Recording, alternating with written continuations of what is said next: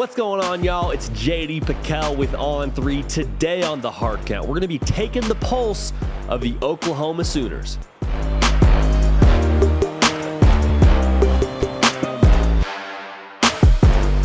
Welcome into the Hard Count, the people's show for every single thing that you know and that you love about college football. It happens here on a nearly daily basis. Nick Brake is doing the heavy lifting. You can help drive the show at my Twitter page at JD Pickell. Now, our Pulse of the Program series continues today.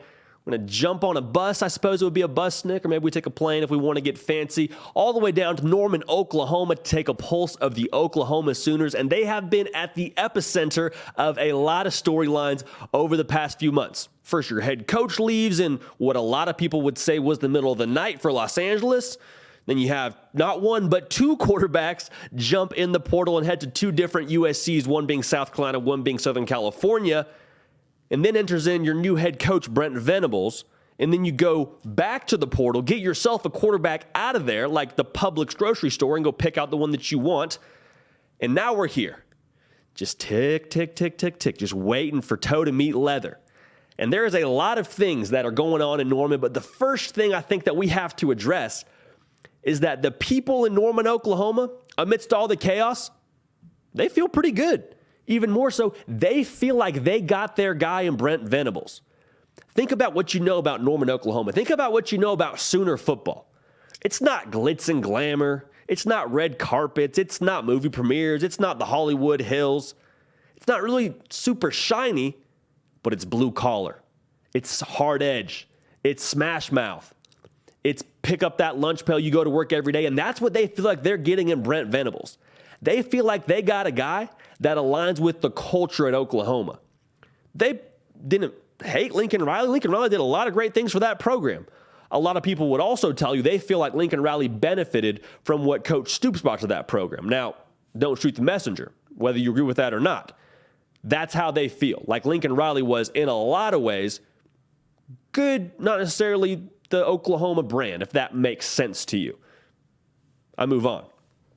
There's also a lot of excitement about this offense. There's a lot of optimism. And you say, wait a second. Caleb Williams has gone to the portal. Jaden Hazelwood, he's gone to the portal. A lot of pieces that left with Lincoln Riley. I understand that. Enter into the fray Jeff Lebby, another guy who is Sooner born, Sooner bred.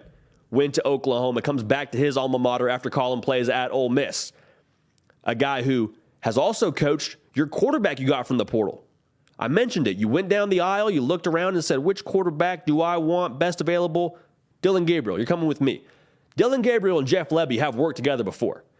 And so to have continuity on offense from the first day, for both of them, their first day on campus, that is crucial.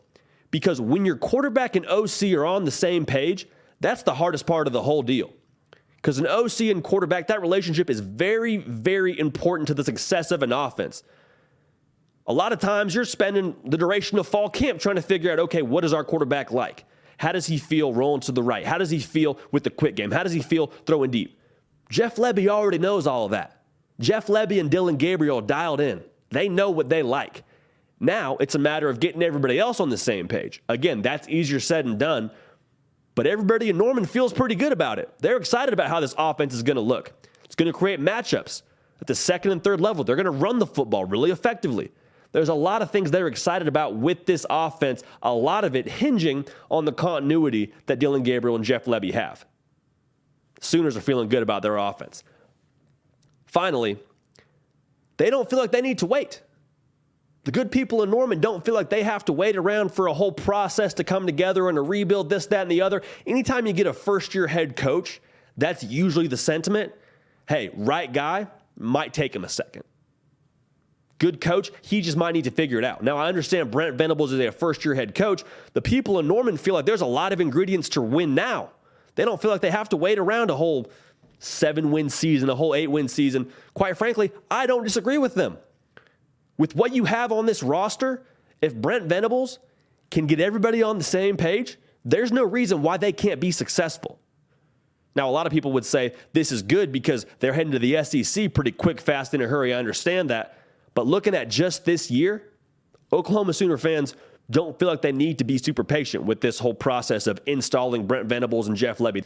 They feel like they're finally back home. They feel like they got two of their own back in-house. And so for the Sooners, they feel like they're just ready to hit the ground running.